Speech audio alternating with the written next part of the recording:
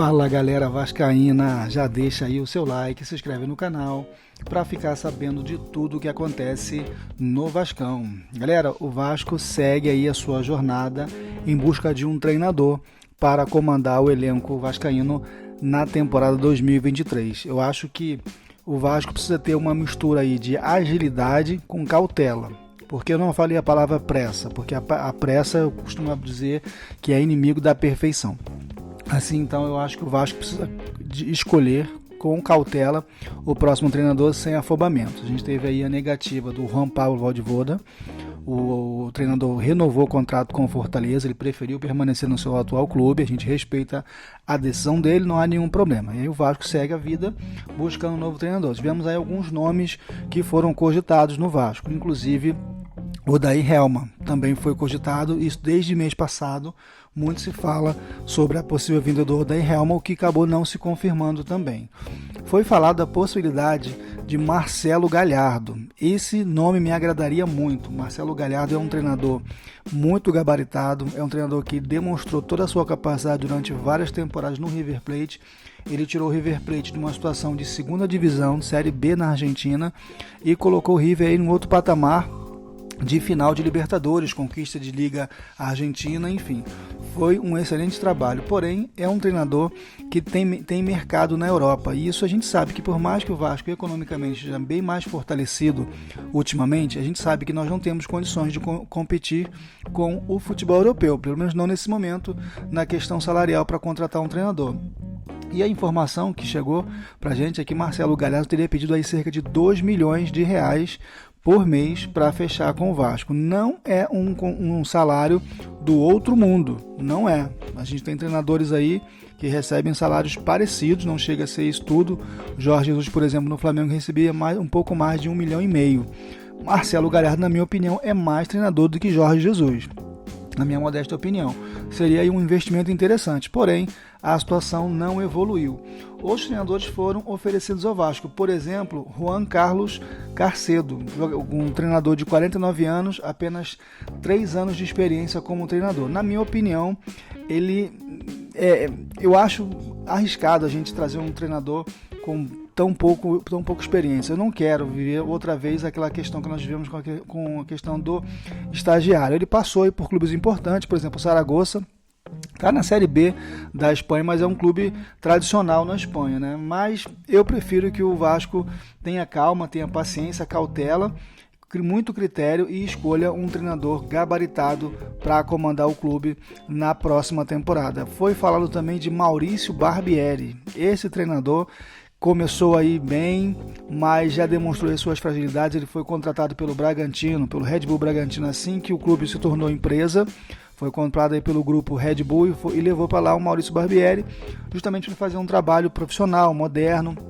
Mas a gente viu aí que a parceria não durou tanto tempo assim e o Barbieri foi dispensado. Ele também teve passagens aí bem apagadas por Flamengo, por exemplo, e eu acho que é um treinador que não é desse nível. É um treinador novo, um treinador que está aprendendo, mas não vejo ele com nível para poder comandar o Vasco da Gama na próxima temporada. Na minha opinião, um treinador que ficaria de bom tamanho para o Vasco é o atual treinador da seleção do Irã.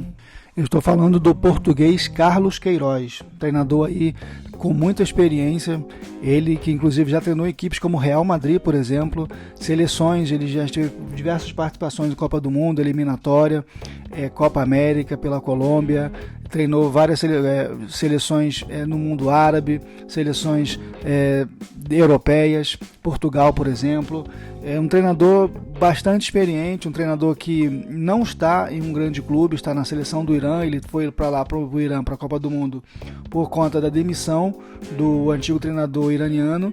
Ele estava treinando na seleção do Egito, inclusive, antes de ir para lá, para a Copa do Mundo. E depois da Copa do Mundo ele deve sair do Irã, deve abrir espaço aí para ir para outro clube. E seria uma boa aposta do Vasco. O Carlos Queiroz É um treinador acostumado a grandes projetos, é um treinador com experiência de vestiário, é um camarada que teria essa mentalidade de reestruturação. É disso que a gente está falando. A gente não está falando agora de um treinador que tem um esquema tático, motivador, um treinador que faz uns resultados imediatos e logo depois vira aquele balão japonês que a gente logo ali cai. Não, a gente está falando de um treinador para comandar um projeto de médio e longo prazo. Não pode pensar num treinador para fazer uma Série A decente no ano que vem, não. Um treinador para começar um grande projeto. E eu acho que o Carlos Queiroz, o português, ele seria uma ótima opção. A gente tem visto aí, por exemplo, o Abel Ferreira no Palmeiras. Um treinador português, ele é bem mais jovem do que o Carlos Queiroz, mas vem da escola de treinadores portugueses. Treinador de qualidade, treinador que tem uma mentalidade porque o futebol está pedindo atualmente, um pouco da mistura do futebol europeu com o futebol sul-americano. A gente não pode abrir mão do nosso jeito brasileiro de jogar, mas a gente tem que ver como é que está sendo jogado o futebol lá fora, a gente tem que aprender com os outros também. E, sobretudo, a questão administrativa, a questão não só dentro do campo, a gestão do vestiário, a elaboração de projetos de médio e longo prazo, aquela questão de contratação de jogadores de perfil. Não é porque a torcida está pedindo um nome que tem que contratar, não é porque o jogador está mal nesse momento que a gente vai dispensar, é questão de projeto. Coisa que é feito na Europa, coisa que o Galhardo fez no River Plate. É isso que o Vasco precisa nesse momento. O Vasco não precisa de afobamento, não precisa de correria, não precisa de sair gastando dinheiro igual louco, precisa de planejamento. Na minha opinião, com relação a treinador, Carlos Queiroz seria o mais indicado. Alguns nomes para jogadores também têm sido pipocados aí, né? E alguns bons nomes, outros que eu acho que seria um erro. Por exemplo, o Pedro Raul é um excelente nome, é um excelente jogador que vai somar muito ao longo da próxima temporada. É um jogador que é jovem ainda, não chegou, está aí nos seus 25 anos, muito promissor ainda, jogador que faz gol, é isso que o Vasco precisa, jogador que chega na hora, ele decide, faz o gol, é o que a gente precisa. Um jogador que o Vasco não está se atentando, não vai trazer, não tem cogitação de trazer, é o Poveda. Gabriel Poveda, do Sampaio Corrêa, quer dizer, ex-Sampaio Corrêa, nem é do Sampaio Corrêa mais. Jogador em final de contrato, terminando o contrato agora, no final desse mês, seria uma contratação grátis para o Vasco, só pagando o salário. Seria ótimo jogador para poder fazer parte do elenco do Vasco também. Outro jogador que o Vasco está dando bobeira, está marcando bobeira. Um jogador que não, na minha opinião, seria bom não sair do Vasco, Carlos Palácio, jogador de boa qualidade, porém a questão é, jogando no time do Jorginho fica difícil para qualquer um jogar bem. O Andrei Santos se sobressaía, o Marlon Gomes se sobressaía, o Egnaldo jogou bem algumas partidas, mas depois também sumiu, dava muita movimentação, muita luta, mas também sumiu, aquele talento sumiu. Por quê? Um time desorganizado, um time sem padrão de jogo, é complicado. Carlos Palácio vai ser importante num projeto de longo prazo no Vasco da Gama, eu tenho certeza.